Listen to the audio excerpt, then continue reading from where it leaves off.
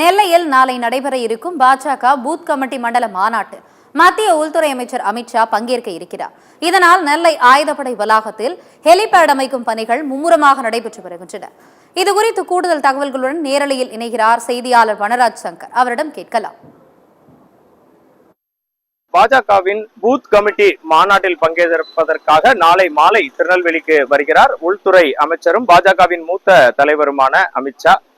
நாளை மதியம் 2 மணிக்கு மேல் கொச்சியிலிருந்து கிளம்பும் அவர் தூத்துக்குடி விமான நிலையத்திற்கு வந்து அங்கிருந்து திருநெல்வேலியில் இருக்கும் ஆயுதப்படை வளாகத்தின் ஹெலிகாப்டர் மைதானத்தில் வந்து தரையிறங்குகிறார். பின்னர் இங்கிருந்து சாலை மார்க்கமாக 10-15 நிமிடங்களில் விழா நடைபெறும் மாநாடு நடைபெறும் இடத்திற்கு செல்கிறார்.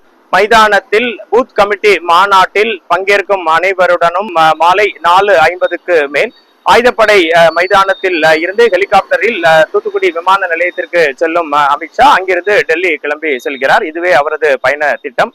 உள்துறை அமைச்சர் அமித்ஷா வருவதை முன்னிட்டு திருநெல்வேலி முழுவதும் பாதுகாப்பு ஏற்பாடுகள் விரிவாக செய்யப்பட்டு உள்ளது.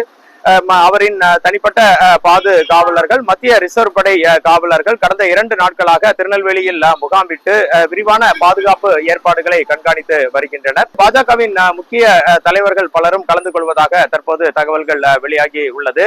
முன்னாள் மாநில தலைவர் அண்ணாமலை, மத்திய அமைச்சர் எல் முருகன், முன்னாள் கவர்னர் தமிழிசை சவுந்தரராஜன், தேசிய தலைவர் ஹெச் ராஜா இவர்கள் அனைவரும் அவருடன் கலந்து கொள்கின்றனர். மேலும் திரளான பாஜக தொண்டர்களும் தென் மாவட்டங்களில் இருக்கும் திரளான பாஜக தொண்டர்களும் இந்த நிகழ்வில் பங்கேற்பார்கள் என எதிர்பார்க்கப்படுகிறது.